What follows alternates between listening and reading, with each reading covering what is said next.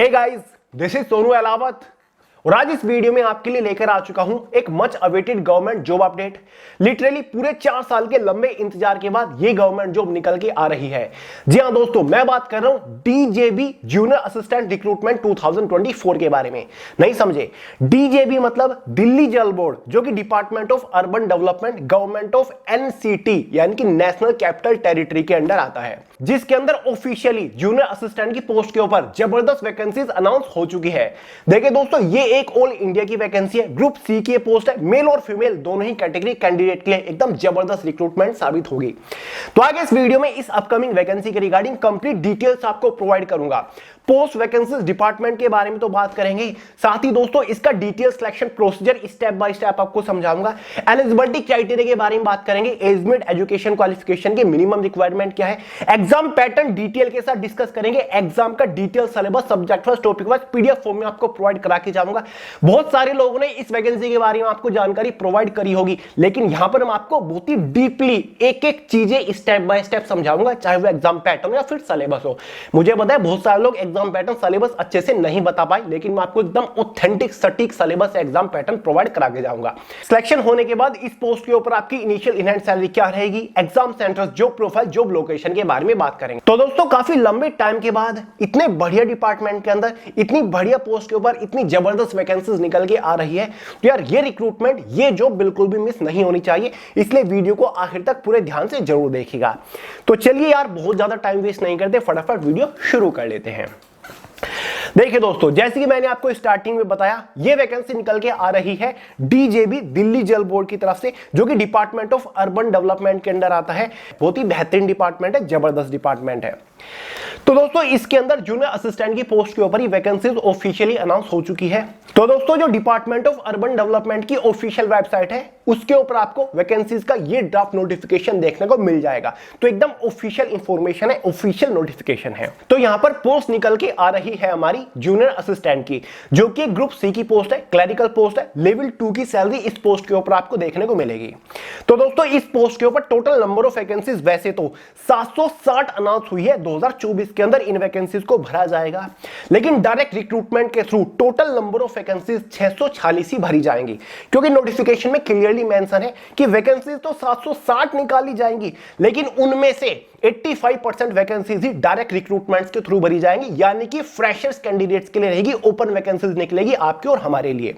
बाकी की जो 15% वैकेंसीज रहेंगी उनको प्रमोशंस के थ्रू भरा जाएगा। जो लेवल 1 की पोस्ट के ऊपर तैनात है इस डिपार्टमेंट के अंदर, उनको प्रमोट किया जाएगा लेवल 2 की पोस्ट के ऊपर। ठीक है, तो यहां पर जो आपके लिए वैकेंसीज है ना टोटल, वो 640 वैकेंसीज है। इस बात का ध्यान रखिएगा। यहां पर लिखा हुआ है मेथड ऑफ रिक्रूटमेंट कि डायरेक्ट रिक्रूटमेंट के थ्रू इतनी वैकेंसीज 85% वैकेंसीज को भरा जाएगा। समझ गए? तो चलिए इंपोर्टेंट डेट्स को आगे हम डिस्कस करेंगे कि भाई फॉर्म कब तक आ रहे हैं, फॉर्म की लास्ट डेट क्या है, एग्जाम कब कंडक्ट कराया जा सकता है। सबसे पहले बात करेंगे फॉर्म फीस के बारे में।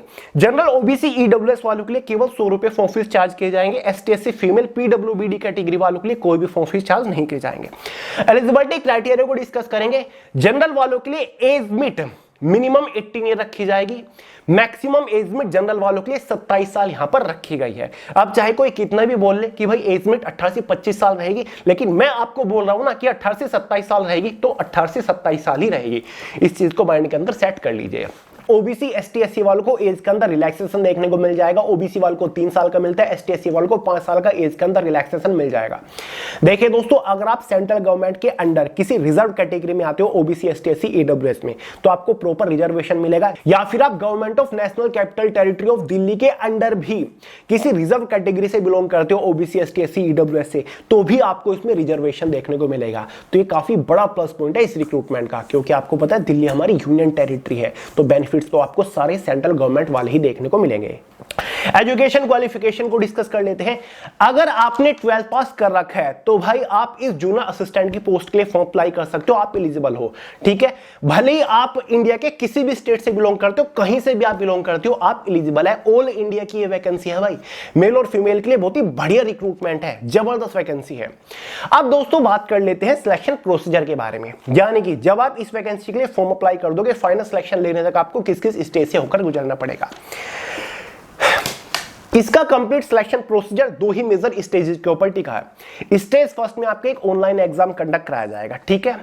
200 नंबर का आपका एक पेपर रहेगा, ध्यान से देखिएगा, ध्यान से सुनिएगा, सॉरी। स्टेज सेकंड में आपको एक स्किल टेस्ट कंडक्ट कराया जाएगा, टाइपिंग टेस्ट होगा, जो कि जस्ट एक क्वालिफाइंग नेचर रहने वाला है। ध्यान से सुनिए, अगर आपको फिलहाल टाइपिंग नहीं आती फिर भी आप फॉर्म अप्लाई कर सकते हैं, फिर भी आप एलिजिबल है, क्योंकि पहले आप फॉर्म अप्लाई करोगे, उसके बाद एग्जाम कंडक्ट कराया जाता है, उसके बाद आपका टाइपिंग टेस्ट होता है, तब तक तो आप अपनी अच्छी खासी स्पीड लेकर आ जाओगे। तो चलिए सबसे पहले इसके एग्जाम पैटर्न को डिटेल के साथ डिस्कस कर लेते हैं। इसके एग्जाम में आपको 6 सब्जेक्ट से क्वेश्चंस देखने को मिलेंगे। फर्स्ट हमारा जनरल अवेयरनेस का रहेगा, 35 क्वेश्चन आएंगे 35 नंबर के अंदर। सेकंड सब्जेक्ट न्यूमेरिकल एबिलिटी मतलब मैथमेटिक्स का रहेगा, 35 क्वेश्चन 35 नंबर के अंदर। Third test of Hindi language 35 question 35 number के अंदर। Fourth test of English language 35 question 35 number के अंदर। Fifth mental ability and reasoning, वही 35 क्वेश्चन 35 नंबर के अंदर। Six subject basic knowledge of computer operations, 25 question आएंगे 25 नंबर के अंदर। हर एक सब्जेक्ट से 35-35 क्वेश्चन, लेकिन बेसिक कंप्यूटर नॉलेज से 25 क्वेश्चन आएंगे 25 नंबर के अंदर।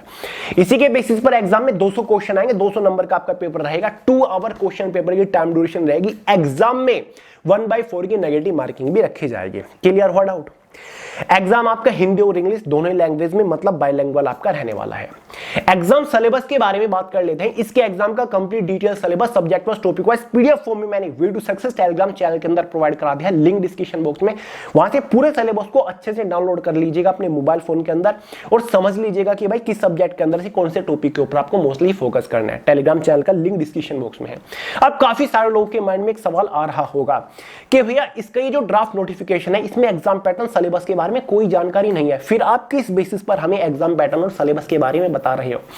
देखिए दोस्तों, ये जो दिल्ली जल बोर्ड के अंदर जूनियर असिस्टेंट की पोस्ट के ऊपर वैकेंसीज आ रही है ना, इसको कंडक्ट कराएगा DSSB, Delhi subordinate service selection board. Notification में क्लियरली मेंशन है, स्क्रीन के ऊपर आपको दिख रहा होगा।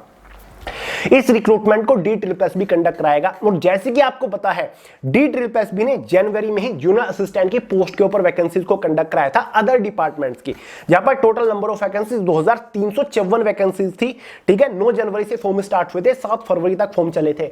तो उन सभी पोस्ट का जो एग्जाम पैटर्न था वो एज इट इज ये था जो कि मैंने आपको बताया। तो DSSB एग्जाम कंडक्ट करा रहे, रिक्रूटमेंट कंडक्ट करा रहा है, तो सेम एग्जाम पैटर्न सिलेबस आपको देखने को मिलेगा, क्योंकि पोस्ट आपकी सेम एज इट इज है। क्लियर है? तो भाई प्रिपरेशन करना शुरू कर दीजिए। फाइनली बात करते हैं, अगर एग्जाम हो जाता है उसके बाद क्या होगा। एग्जाम होने के बाद एक इनिशियल क्वालिफाइंग कट ऑफ बनती है कैटेगरी वाइज। अगर आप उस कट ऑफ को क्वालिफाई कर लोगे, फाइनली आपको सेकंड स्टेज स्किल टेस्ट के लिए बुलाया जाएगा, जो कि आपका एक टाइपिंग टेस्ट है। या तो आप हिंदी की टाइपिंग कर लो या फिर इंग्लिश की टाइपिंग कर लो। इंग्लिश की टाइपिंग करना चाहते हो तो 35 वर्ड पर मिनट की स्पीड निकाल के दिखानी होगी। हिंदी वालों को 30 वर्ड पर मिनट की स्पीड निकाल के दिखानी होगी। टाइपिंग टेस्ट केवल क्वालिफाइंग नेचर है, कोई भी एक्स्ट्रा एडिशनल मार्क नहीं दिया जाता टाइपिंग टेस्ट में। क्वालिफाई करना है, आगे बढ़ना है। टाइपिंग टेस्ट क्वालिफाई करने के बाद बारी आती है फाइनल सिलेक्शन की, जो कि आपके एग्जाम के मार्क्स के बेसिस पर होगा। एग्जाम कितने नंबर का था? 200 नंबर का था। तो एक 200 नंबर में से फाइनल मेरिट बन जाएगी, जिसके बेसिस पर आपको फाइनल सिलेक्शन मिलेगा जूनियर असिस्टेंट की पोस्ट के ऊपर। बात करते हैं कि भैया प्रोबेशन पीरियड, ट्रेनिंग पीरियड कितना रहेगा। 2 साल का आपका इस पोस्ट के ऊपर प्रोबेशन पीरियड मतलब ट्रेनिंग पीरियड रहेगा, जहां पर आपको प्रॉपर सैलरी मिलती है। सिलेक्शन होने के बाद इस पोस्ट के ऊपर इनिशियल इनहैंड सैलरी क्या रहती है वो भी सुनते जाइए। जस्ट आफ्टर सिलेक्शन आपकी इनिशियल इनहैंड सैलरी 38,000 के आसपास रहेगी with all and extra allowance after 7th पे कमीशन। बहुत ही बढ़िया सैलरी इस पोस्ट के ऊपर आपको देखने को मिलेगी। डिपार्टमेंट बहुत ही जबरदस्त है। लेवल 2 की सैलरी आपको मिलती है। ग्रुप सी की पोस्ट है, 1900 रुपए ग्रेड पे वाली आपकी पोस्ट है।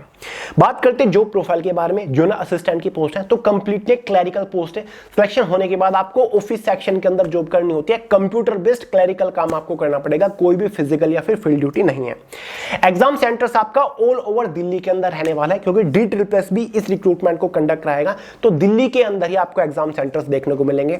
जॉब लोकेशन भी आपकी हमेशा और हमेशा के लिए दिल्ली के अंदर रहेगी, क्योंकि डिपार्टमेंट कौन सा है हमारा? वैसे तो डिपार्टमेंट ऑफ अर्बन डेवलपमेंट है, लेकिन उसका भी एक सब डिपार्टमेंट है दिल्ली जल बोर्ड, उसके अंदर आपको पोस्टिंग देखने को मिलेगी। क्लियर हुआ डाउट? उम्मीद करता हूं सारी चीजें क्लियर हो रही होंगी। इंपोर्टेंट डेट्स के बारे में बात करते हैं। देखिए दोस्तों, ये केवल ड्राफ्ट नोटिफिकेशन है, यानी कि इंफॉर्मेशन दी गई है वैकेंसीज की कि भाई इतनी वैकेंसीज आ रही हैं।